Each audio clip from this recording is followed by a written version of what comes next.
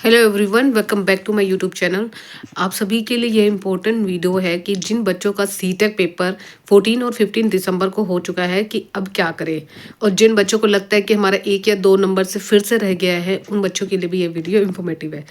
एक एक करके सारे पॉइंट डिस्कस करेंगे कि आगे क्या कर सकते क्या नहीं कर सकते। देखिए, सबसे पहला तो इम्पोर्टेंट पॉइंट यही है, जिन बच्चों का 1 या 2 नंबर से सीटेक नहीं हुआ है उनके लिए यही है कि नेक्स्ट सीटेक जो होगा वो आपका जुलाई मंथ में होगा। आपका नेक्स्ट सीटेक जो है वो जुलाई मंथ में होगा। अभी से आप प्रिपरेशन करना स्टार्ट कर दीजिए। बहुत सारे बच्चे क्या करते हैं, इसके लिए मैंने लास्ट वीडियो में भी डिस्कस किया था। सबसे पहला पॉइंट यही है कि आपकी सब्जेक्ट में किसमें कमांड कमांड कम है। ठीक है, जिस सब्जेक्ट में आपकी बहुत वीक लग रहा है कि मैं नहीं कर पा रहा स्कोर, तो उसको ही अभी से स्टार्ट कर दीजिए।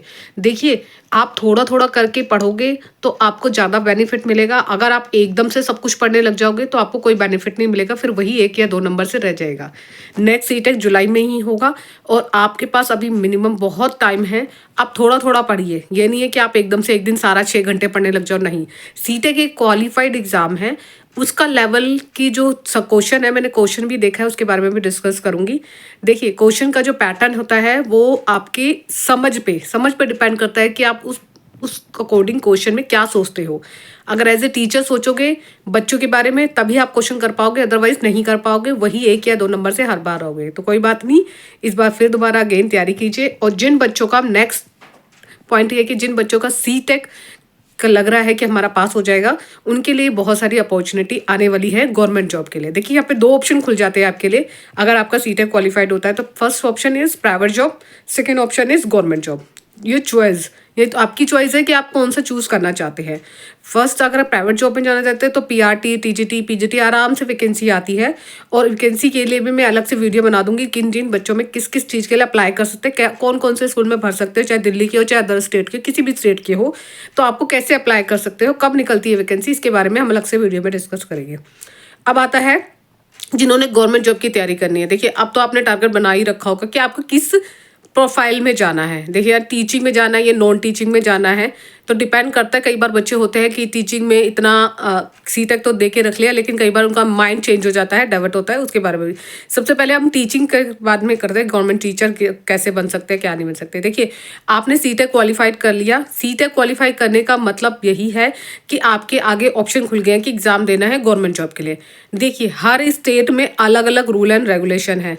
अगर हम बात करें, सबसे एक एक बार के बात करती हूँ गवर्नमेंट जॉब के बारे में, तो सबसे पहले हमें बिहार शिक्षक भर्ती आने वाली है 4.0।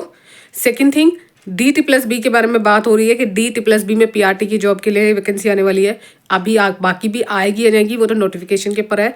आप केंद्र विद्यालय में भर सकते हैं, NVS स्कूल, नवोदय स्कूल में, एकलव्य स्कूल, EMRS में, और यानी कि एटॉमिक वेलफेयर एजुकेशन सोसाइटी में आप भर सकते हैं, यानी कि AWES में।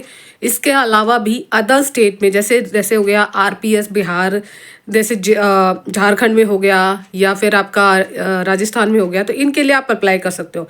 लेकिन इनके थोड़े बहुत ऊपर नीचे रूल एंड रेगुलेशन है। अगर आप दिल्ली में लेना चाहते हो, DT+B में तैयारी करना शुरू कर दीजिए, उसके लिए मैं अलग से वीडियो बनाऊंगी। अगर दिल्ली नहीं लेना चाहते, अदर स्टेट में आप सोचते हो कि हाँ मेरी कहीं जॉब लग जाएगा, तो केंद्र विद्यालय में जा सकते हो, NVS में जा सकते हो, एकलव्य स्कूल में जा सकते हो, AWES में जा सकते हो। इसके अलावा जो भी है, जैसे राजस्थान है और अदर स्टेट है, जैसे बिहार शिक्षक भर्ती में सीटेक चल जाता है, लेकिन किसके लिए चलता है? 1st to 5th paper 1 level 1 के लिए, और 6 to 8 लेवल 2 के लिए। अगर 9th 10th को पढ़ाना है तो वहाँ पे एसटेक देना पड़ेगा, यानी कि एसटेक 1। अगर 11 12 को पढ़ाना है तो आपको देना गया एसटेक 2, यानी कि बिहार शिक्षक भर्ती के लिए ये टेक उन्होंने देना ही पड़ेगा, तब जाके आप अप्लाई कर सकते हो। अब करते हैं राजस्थान की बात। राजस्थान में भी आपको पता है, grade 1, grade 2, RPS grade 1, RPS grade 2, ठीक है, ये होता है। उसके बाद ग्रेड 3 होता है। यहाँ पे मेंस के लिए ग्रेड 3 के लिए जो 1 हो 2 होता है, उसके लिए कोई भी सीट मतलब क्या कह सकते हैं, कोई टैग की ज़रूरत नहीं होती। डायरेक्ट आप आपकी क्वालिफिकेशन के अकॉर्डिंग आप अप्लाई कर सकते हो, ठीक है। और दूसरा चीज़ यहाँ पे इम्पोर्टेंट पॉइंट ये है कि अगर आप ग्रेड 3 की बात कर रहे हो, RPSE में ग्रेड 3 की बात कर रहे हो तो वहाँ पे रीट क्लियर होना चाहिए। रीट क्लियर होगा तभी आप उसके लिए अप्लाई कर सकते हो, उसमें भी काफ़ी अच्छी वैकेंसी आने वाली है। तो जिन बच्चों को लगता है कि मैं रीट दे दूँ, जैसे सीटेक होता है ऐसे ही वहाँ पे स्टेट में रीट होता है, आपको रीट देना है तो आप अपना अभी से ही ऑनलाइन एप्लीकेशन फॉर्म निकल चुके हैं तो अप्लाई कर सकते हो उस फॉर्म के लिए। उसके बाद आप ग्रेड 3 निकलने वाली है वैकेंसी, उसमें फिर आप देन अप्लाई कर सकोगे जो मेन के लिए। ठीक है, ये हो गया आपके पॉइंट। अदर स्टेट झारखंड में भी भर सकते हैं, झारखंड में झारखंड टैग देना पड़ेगा। हर स्टेट में अलग अलग टैग होते हैं। सिर्फ यहाँ पे किसी किसी स्टेट में देखिए, अभी तक जो सीटेक था वो सीटेक के लिए, जो अभी आपको भी पता है कि सीटेक टैट के लिए एक कोर्ट में चल रहा है, अभी उसका रिजल्ट नहीं आया। अगर उसका रिजल्ट आ जाता है तो आपको भी पता है कि अगर 1% भी आपका सीटेक वहाँ नहीं होगा, सिर्फ KVS में, NVS में, EMRS में और DT+B में ही अप्लाई होगा।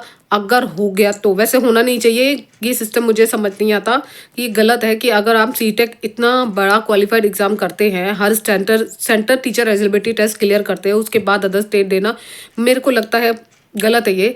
बाकी देखते हैं कब तक हाईकोर्ट का रिजल्ट आता है, उसके बाद हम ये क्या होगा कि टैट वर्सेस सीटेक के लिए क्या नोटिफिकेशन आएगा। ठीक है, ये आपको मैंने बता दिया अलग अलग स्टेट में कहाँ कहाँ अप्लाई कर सकते हो।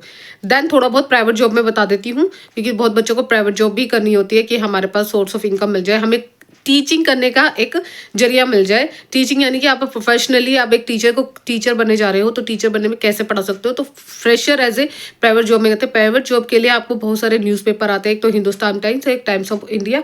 इसमें से जो आपका क्लासिफाइड होता है वो आपके डेज होते हैं ट्यूसडे, थर्सडे और संडे, ये 3 डेज होते हैं। इन तीनों डेज में आपके बहुत सारी वैकेंसी निकलती है और ये वैकेंसी आपकी जनवरी के बाद ही निकलनी शुरू हो जाती है। जनवरी में स्टार्ट हो जाती है क्योंकि न्यू सेक्शन शुरू होता है तो बीच में से ही स्टार्ट हो जाते हैं इंटरव्यू। इसमें हर स्कूल का अपना अपना प्रोसेस है।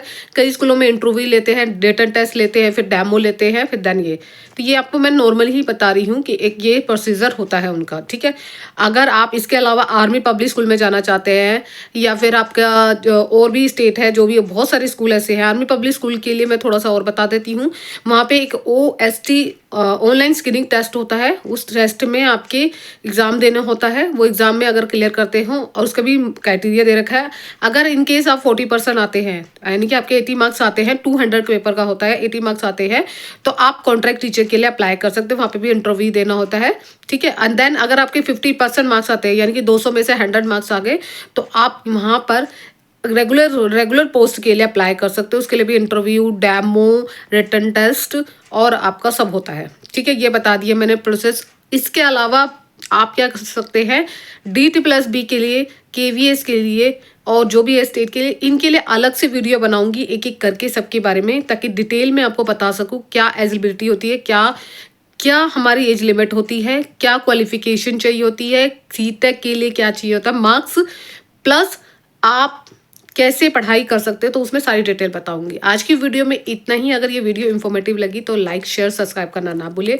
Bye bye, take care, thank you so much.